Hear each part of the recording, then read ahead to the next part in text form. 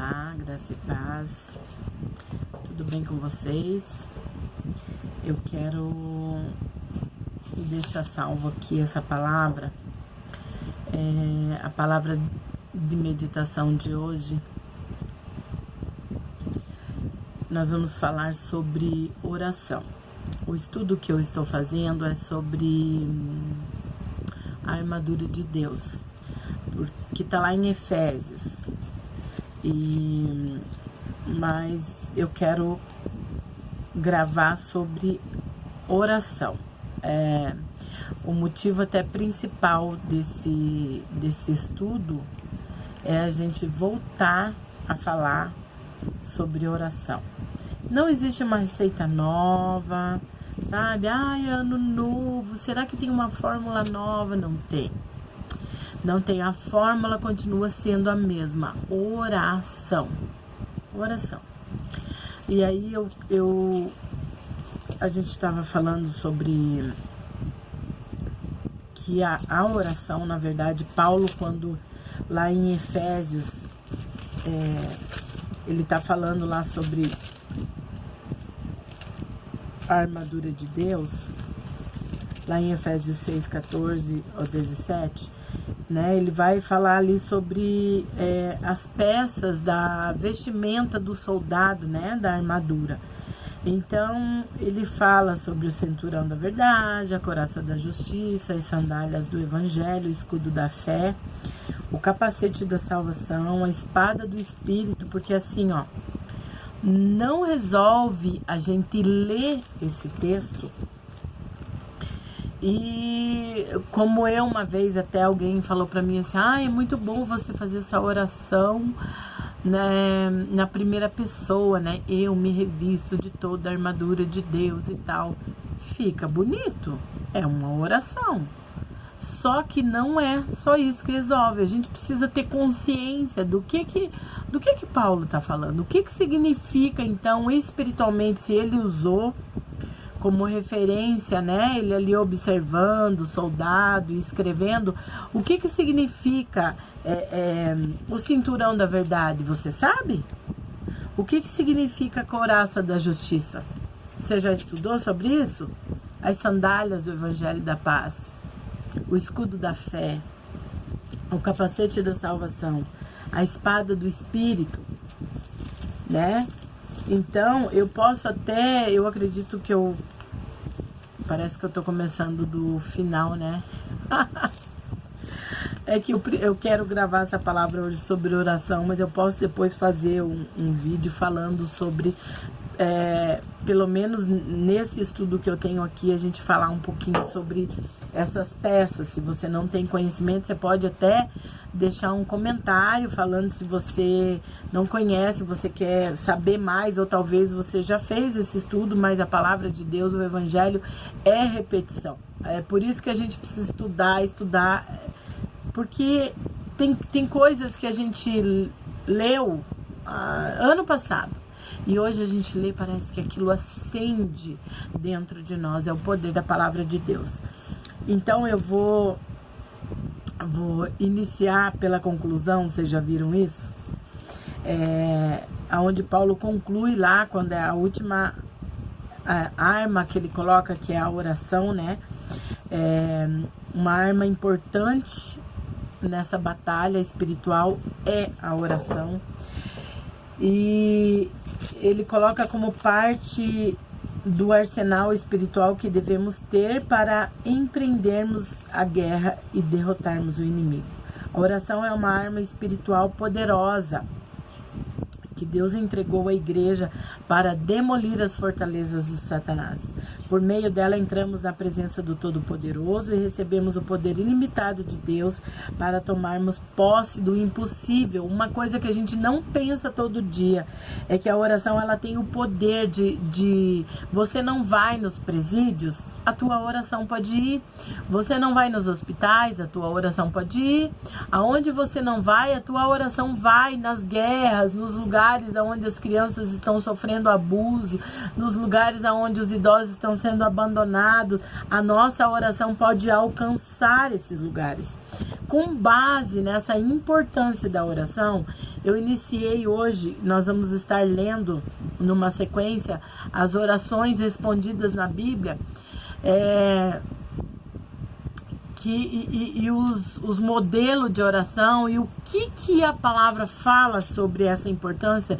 Algo que eu acho muito importante é o texto de Lucas, no capítulo 18, que é o próprio Jesus que está falando sobre essa parábola com os discípulos. E olha o que diz. Então Jesus contou aos seus discípulos uma parábola para mostrar-lhes que eles deviam orar sempre e nunca desanimar.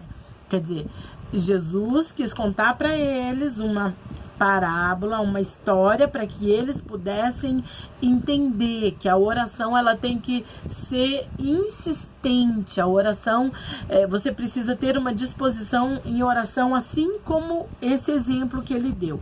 Ele disse assim, em certa cidade havia um juiz que não temia a Deus e nem se importava com os homens, não temia ninguém. E havia também naquela cidade uma viúva que se dirigia continuadamente, todos os dias, insistentemente a ele, suplicando-lhe, faz-me justiça contra o meu adversário. Por algum tempo, ele se recusou, mas finalmente um dia ele disse, embora eu não tema a Deus e nem me importe com ninguém, não temo ninguém, essa viúva está me aborrecendo. Eu vou fazer-lhe justiça para que ela não venha mais me importunar. Aí Jesus disse assim para os discípulos, vocês ouviram o que disse o juiz injusto? Acaso Deus não fará justiça aos seus escolhidos que clamam a Ele dia e noite? Olha que mega dica que Jesus deu aqui. Dia e noite. Qual tem sido a nossa disposição em oração? Às vezes, tem muitas vezes que a gente deixa de orar e vai agir, né? Eu já orei, Deus não respondeu, então eu vou procurar. Isso acontece muito com os relacionamentos. A pessoa fala que vai esperar em Deus. Eu vou orar para Deus preparar uma pessoa para mim. Mas aí ele ainda coloca assim para Deus, Senhor, eu vou te dar o prazo de 1 ano para o Senhor me responder.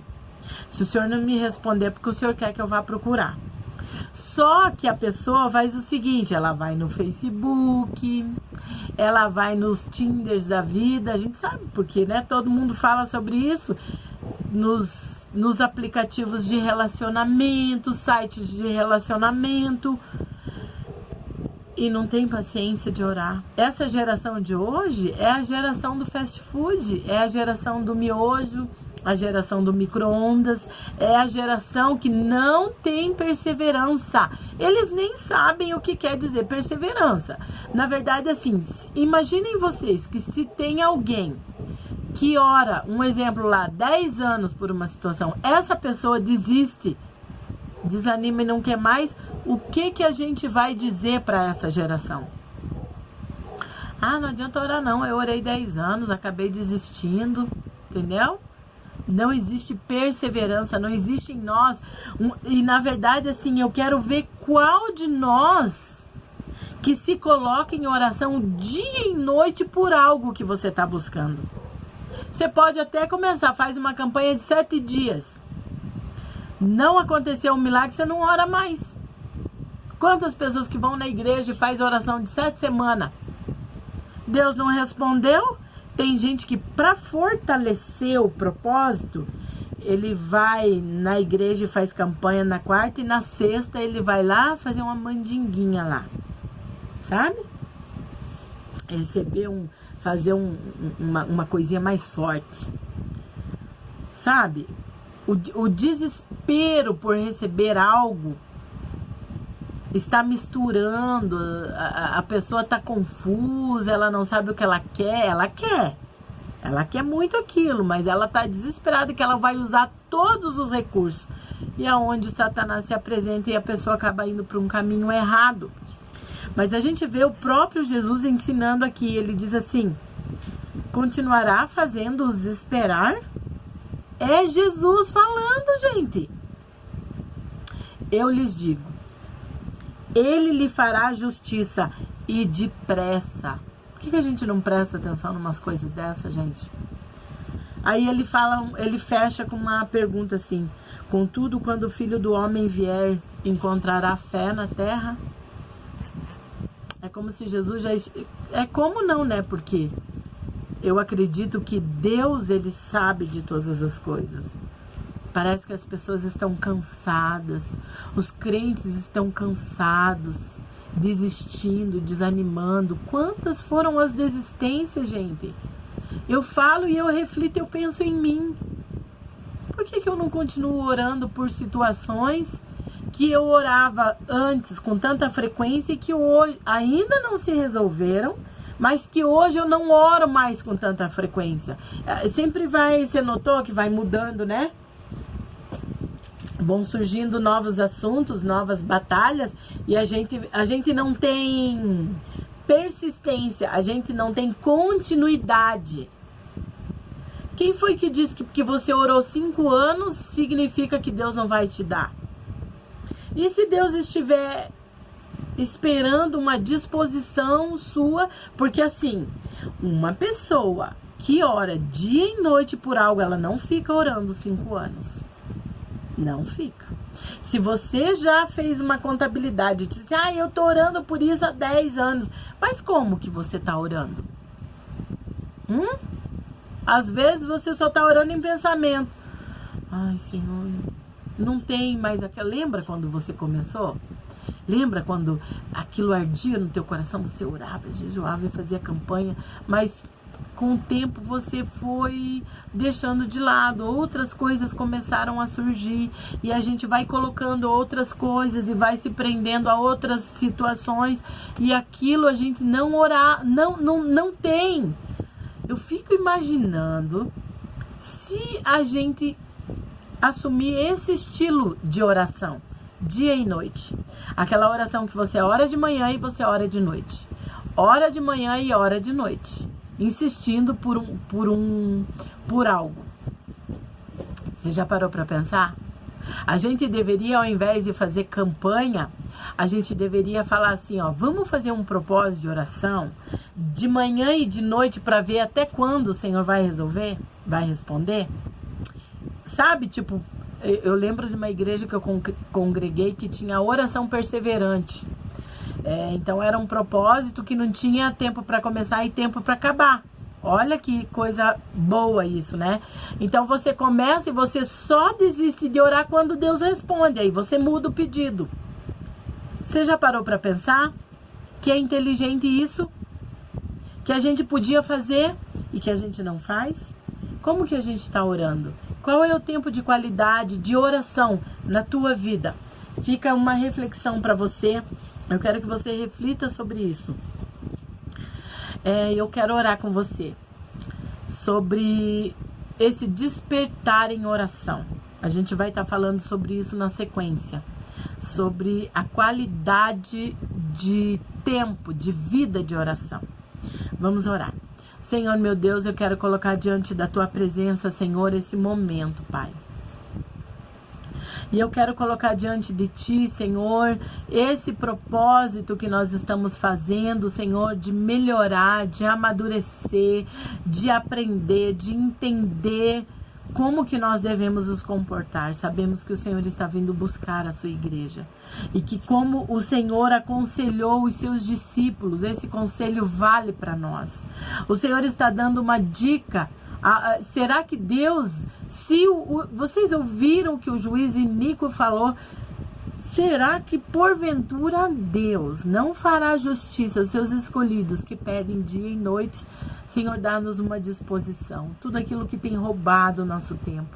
Às vezes a gente entra na internet para fazer uma coisa e se perde vendo outras coisas. E quando você percebe, o ladrão de tempo já roubou o nosso tempo precioso.